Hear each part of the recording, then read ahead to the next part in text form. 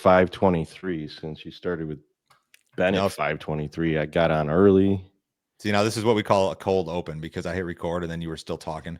Oh, it's cool though. People actually like that. Like I was They do? actually thinking about going to the cold open rather than like the good morning everybody. It's yeah, Friday. we've never done that before. So hey, tell me about your mustache. So Hey, are you gonna fight fires this weekend? Are you Oh gonna gonna be in a porn we're movie? cheering on our boy at Pop Warner football, and then trying to steal kisses from the wife because she hates it. I got it. Okay, hates it. All right. Well, good morning, everybody. It's Friday, October 3rd. Grain markets are mixed this morning. We've got some farm bailout news. More news. Let's start there. Yep. So President Trump is considering a $10 to $14 billion aid package for U.S. farmers, potentially funded by tariff revenues, with payments possibly beginning in the coming months. The aid would primarily target soybean producers, who are projected to lose roughly $100 per acre this year. According to Treasury Secretary Scott Bessent, details of the plan could be announced as early as Tuesday. Trump is also scheduled to meet with Chinese President Xi Jinping later this month to push for increased Chinese purchases of U.S. soybeans. A deal between the two leaders could impact the scope of the bailout.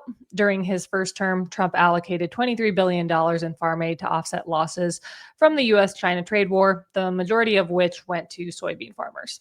Let's listen to Scott Bessent's comments from yesterday, and then we'll talk. It's unfortunate that Chinese leadership has decided to use the American farmers, soybean farmers in particular, as a hostage or pawn in the trade negotiations. And American farmers overwhelmingly voted for President Trump, more than 90%. He loves the farmers. He loves them. We have a great Secretary of Agriculture, Brooke Rollins. Three of us were in the Oval yesterday, and you should expect some news on Tuesday on substantial support for our farmers, especially the soybean farmers. They've had President Trump's back, and we've got their back. Brian, I've discussed at length on this show farmer bailouts and what they mean and what they don't mean. Let's hit it from this angle. What does this mean for the markets? I read a couple different things about this yesterday. One thing that I read was that, hey, the farmers are going to get a whole bunch of cash. Again, it's going to rain cash on farm country, and therefore farmers are going to be hesitant to sell these crops. They're going to wait it out, and that's actually a friendly factor with regard to prices. Does that make any sense to you? It does. I mean, it's something that could have an impact on basis, for example, where if that extra cash flows into the system and the producer now, does not have to, as one might say, puke the bushels into the market. They're going to be a little bit stronger hands for a very short period of time. So then it kind of boils down to, all right, we have this massive export program. And if the exporter isn't covered yet and is expecting bushels to arrive and they're not being sold, then there's going to have to be some type of a cash market mechanism to incentivize the bushels to leave the producer's hands. And that would probably come from a manner of the basis, but also we might see the spreads tighten up. Bigger picture, these direct payments disrupt the natural mechanism of the markets. Absolutely. Because the markets function in this sort of oversupply situation. The markets function should be to discourage production. And the government is going to go ahead and encourage more production of crops that lose money, that are in oversupply, which it's a kick the can down the road thing is what it is. It is, right. So, we talk about short-term possible implications, but big picture, I mean, this is just a mechanism where the money eventually flows directly through the farmer into the pockets of everybody else that needs to be paid in order for the farmer to stay in business, right? Correct. So then that gives them a lifeline into another crop year where potential acreage discussions could be altered because of the additional cash flow pumped into the system.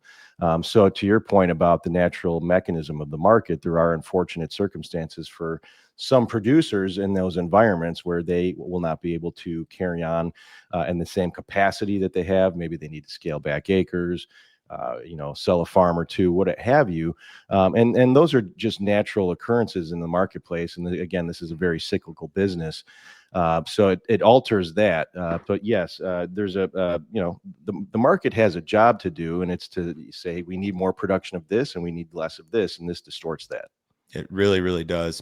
if you guys are farming and you're interested in what these payments could look like, I think that this could mirror the 2018-2019 MFP program, which very heavily favored soybeans, rice, and also sorghum were some of the big ones where there were big payments. And there was some other stuff too. But soybean farmers got, I believe it was it 86? No, I'm sorry, $1.65 per bushel first round, 205 per bushel second round. Brian, if you do some very simple math, if they do $2 per bushel times a 4.3 billion bushel 2025 U.S. soybean crop, that's 8.6 billion. And then you tack on some of this stuff for other crops, you're going to be up to 10 to 15 billion dollars essentially. And I don't know if it's going to look like this, but I think that that's kind of what they've hinted at. Does that make sense? It is, yeah. And then I think there's, as this table shows, there's 2 rounds. And so I think there's a round forthcoming. Yes. And then we'll see how the talks between President Trump and Xi Jinping go. And then if there's another round necessary into next year, then that will likely come. And I tell you what, the commodity at the absolute top of that list is I think, one that stands out as needing a lot of help. When we talk about the cotton market right now and where that is poised, and cotton is a very, very sensitive market to Chinese demand. Let's talk about this as it relates to grain marketing. You're a soybean farmer. You're looking at a loss of $2 per bushel this year. If the government comes out next week on Tuesday and says, hey, we're going to pay you $2 per bushel, does that mean that you as a farmer should go sell some soybeans because you're basically going to break even in a year that would have been an outright disaster otherwise? You know what? You take the money, you go out to wherever you are in the curve that you're planning on delivering these soybeans, and if it's right out of the field, then you take the money and you sell the beans, and then you probably take a small portion of that and you buy some type of a call or a call position in case there is a deal that gets done at some point between now and maybe the South American harvest, and that allows you to participate in any South American weather. If you have further delivery periods down the road, there's a lot of carry in the bean market from not only the futures standpoint, but also in the cash, right? So there's very poor basis situation right now, but if you look at your cash bids for fall versus maybe your cash bids out in June, the carry plus the improvement in basis offers a lot of opportunity there. So those are things that I would be thinking about. And I don't know that there's one solution fits all, but that's obviously a conversation that any viewer can have with us at any time. Yeah. Let's jump to the Argentina update. U.S. support for Argentina will come through a $20 billion swap line rather than direct investment. On Thursday, Treasury Secretary Scott Bessent reaffirmed Washington's support, but clarified that the aid would only come in the form of a swap line. Top Argentine officials will travel to Washington today to discuss the deal. Argentina's government has sold about $650 million over the past 3 days in a bid to stabilize the peso. The announcement that the U.S. will essentially bail out Argentina sparked outrage among farmers as Argentina undercut U.S. farmers with significant recent soybean sales to China. Hey, Brian, you've got $20 billion in your pocket, and I've got $20 billion in Argentina pesos. Do you want to trade with me? Well, it sounds like a lot of currency risk, and I think I would rather just keep my dollars. But sometimes you got to help a friend out, right? Yeah, and that's the idea, that we are bestowing political influence on Argentina is what we're doing. Some people have actually argued that the U.S. is going to be accused of election tampering or interfering with this money because they want to keep Milei in power. They don't want the radical left in power. This was part of this headline and the soybean purchases that were kind of happening simultaneously. China was buying Argentina beans when they dropped the tax thing. It was an optic disaster for the Trump administration. And this is part of, I think, what spurred or is going to spur this direct payment announcement coming next week, right?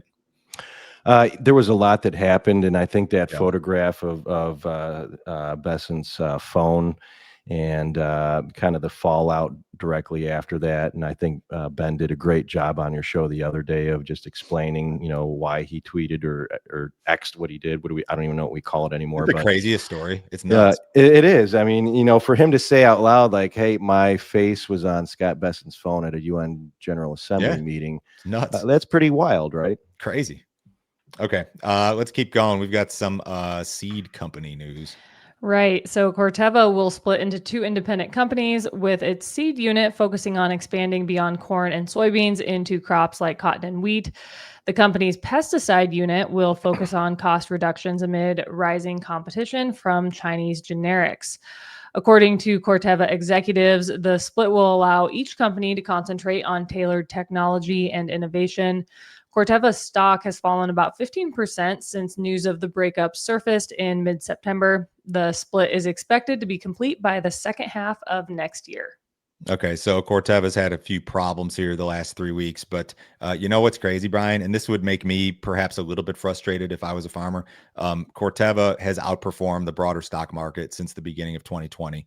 So while farmers have been in this kind of break even to loss environment the last 3 years, one of the biggest seed companies out there is doing just fine. And as a matter of fact, outperforming the broader stock market. Is that something that farmers should be upset about? Like Corteva should be losing along with us, because does that make any sense? Right. Like, why are they doing good and we're not? And how's that possible? And is it because, seed prices don't come down when the price of corn does, or not to the same extent? And I think that kind of almost speaks back to the original conversation about the bailout and, Sure does. pushing money back directly to the producer, but it doesn't stay in the producer pockets. It goes to companies like Corteva, where they get their money, and then it doesn't matter that the producer is in financial trouble, because the bailout is to Corteva and to the other large company entities, and then they can continue to charge high prices for their seed because the money funneled through the producer from the government. Yep, basically that yellow line on this chart is a good indication of where all the government money has gone since 2020. A lot of it's gone back to these sort of companies, unfortunately. All right, let's actually talk about price action. Beans rallied yesterday.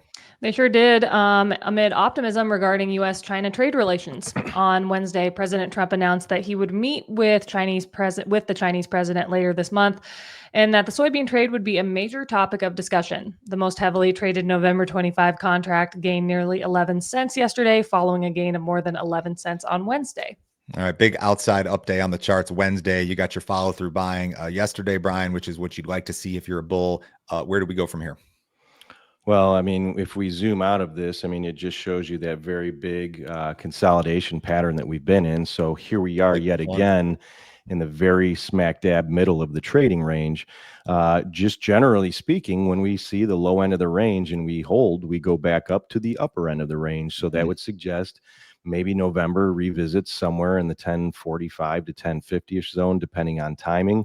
One thing I would like to mention about that buying that started on Wednesday is the timing of the strong buying that came in relative to when that post hit social media from President Trump. And if you look at a 5-minute chart, big volume and a big turn of buying, a surge of buying happened right at noon.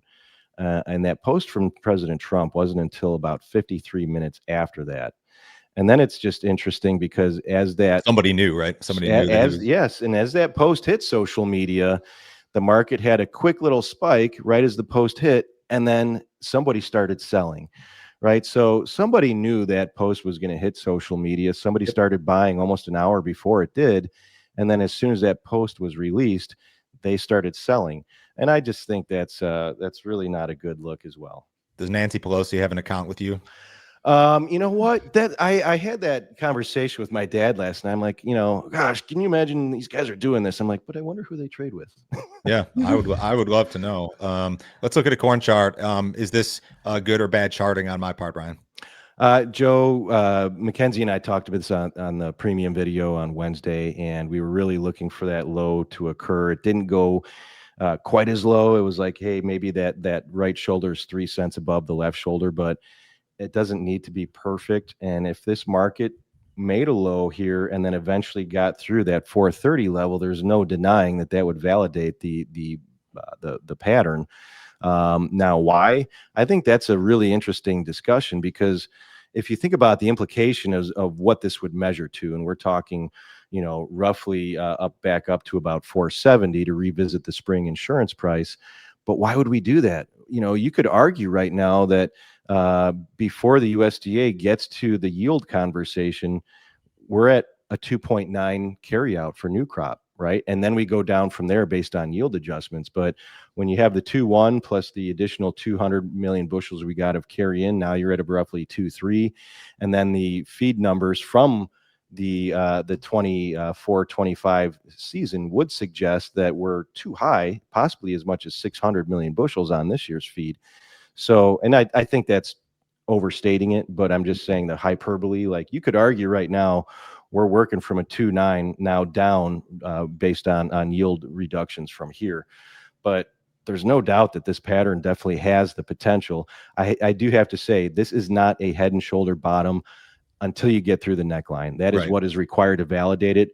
But boy, oh boy, when you look at March corn and where the neckline is there at 450, and I think I had mentioned that if we see, March corn get down around 4.25, 450 calls might be about 10 cents, and they were. So let's see where we go from here.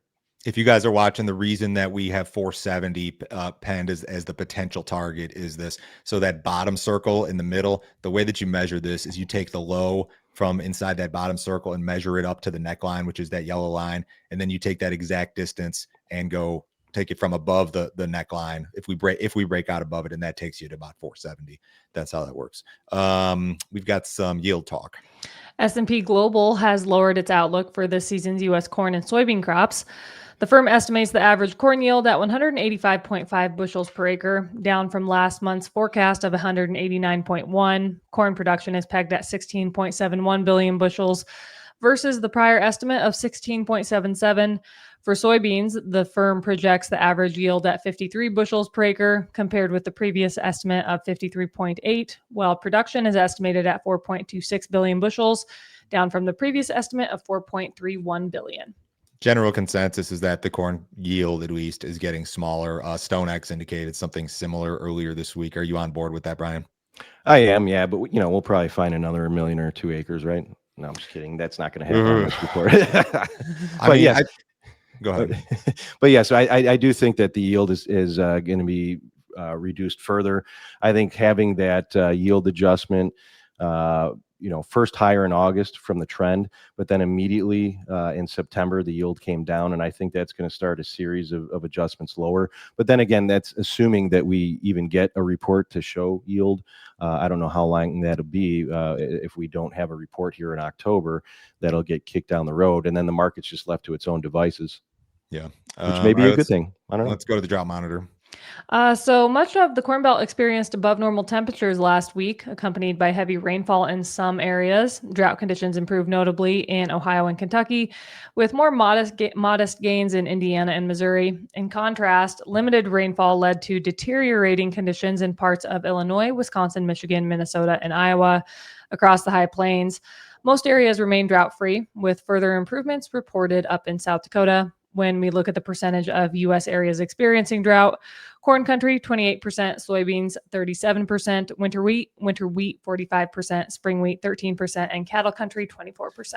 Definitely a big expansion in drought or droughtish areas since really the beginning of August. Look at this, it's like no rain, like almost anywhere over the last 7 days. And the forecast really isn't very wet either. So harvest pace, Brian, is going to be, or has been, very fast. What are you hearing in terms of yield reports? This is kind of just all anecdotal stuff. I talked to, handfuls of people in different pockets of the country, but I would say that as a whole, soybean yields have been very good. I've had several producers tell me this is going to be a record soybean crop for them without a doubt. I've been told that there is concern for some later planted soybeans. We'll see how they end up. Some producers have gotten their beans in very, very early and continue to get them in earlier. And so some, I think, really beat the dry August. The corn, I would say, probably the thing I hear the most, if I just had to wrap it up into one general comment, would be it's a really good crop. It's well above APH, but it's not as good as last year. Yeah, I think the disease pressure is taking its toll, and there's a lot of things you could talk about to get into the nitty gritty. If you didn't spray fungicide, you lost 50 bushels an acre versus fields that did. There's a lot of talk, and we don't know exactly the details, but I've heard similar things. Mackenzie, what did cattle do yesterday? Cattle futures were lower. Live cattle were 57 cents to $1.55 lower, and feeders saw losses ranging from $2.92 all the way down to $5.20. Cattle market thoughts, Brian? They held right where they needed to yesterday. Anytime there's talk of a possible border opening timeline, the market's going to get antsy, but the market held support where it should have. And then, we talked the other day about the idea of money coming into cattle at the beginning of the quarter. each of the first 3 quarters of the year. So we really need to pay attention to what the money flow looks like as we get into, let's say, the second and third week of the quarter. Is the buying showing up? Are we making new highs? Or are we changing the pattern and starting to take out support? And so it's very early in the quarter to know that yet. But yesterday, at least, it held where it should have. Outside markets are quiet this morning, guys. Everybody have a wonderful weekend. Brian, thank you for joining us. We'll be back on Monday.